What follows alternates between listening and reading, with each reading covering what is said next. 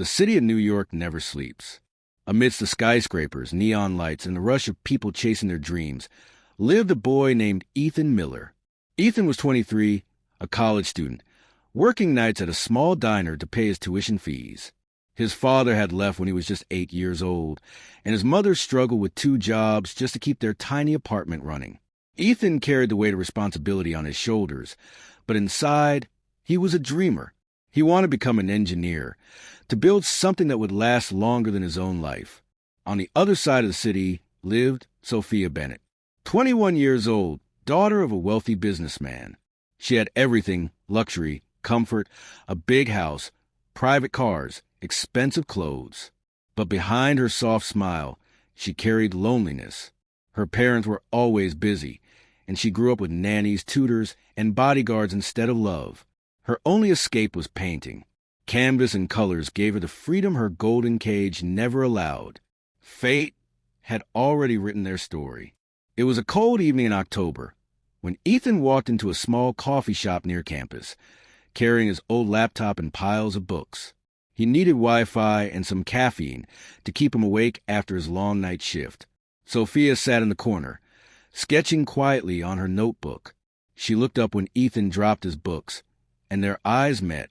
It wasn't love at first sight, but something unexplainable passed between them, a strange warmth in the middle of the cold city.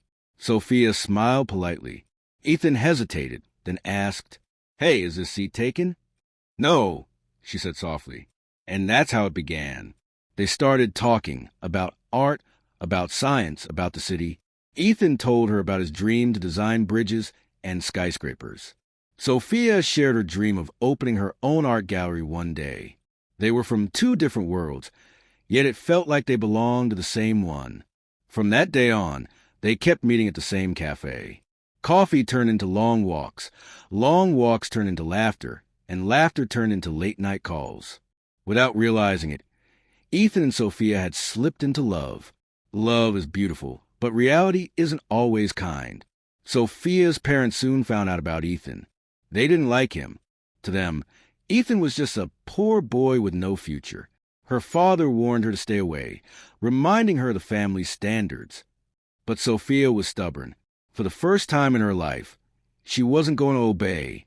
She kept meeting Ethan in secret, in parks, coffee shops, libraries. Those stolen hours became the happiest moments of their lives. Ethan, on the other hand, was breaking himself to pieces.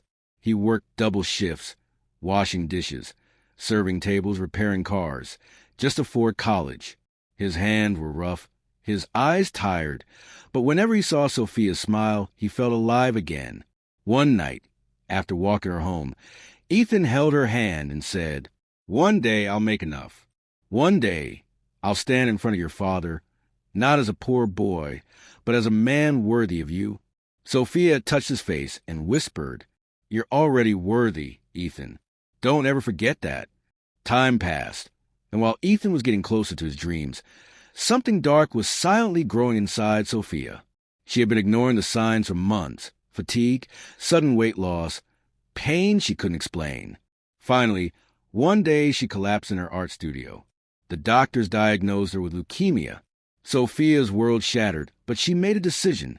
She wouldn't tell Ethan. She knew he was already carrying the burden of his life and his future. She didn't want to hold him back with her dying body. So she hid her truth behind smiles. She kept meeting him, kept painting, kept dreaming with him. Ethan never noticed the shadows under her eyes or the pain in her voice. But secrets have a way of finding their way out. That IT was winter. Ethan had just finished an interview for an internship at an engineering firm when he got a call from Sophia's best friend, Emily. "Ethan, you need to come to the hospital."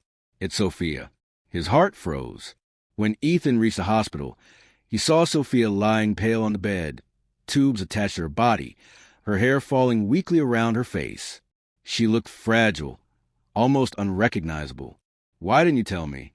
Ethan's voice cracked. Tears filled her eyes. "Because I wanted you to chase your dreams, not waste them on me." Ethan grabbed her hand tightly.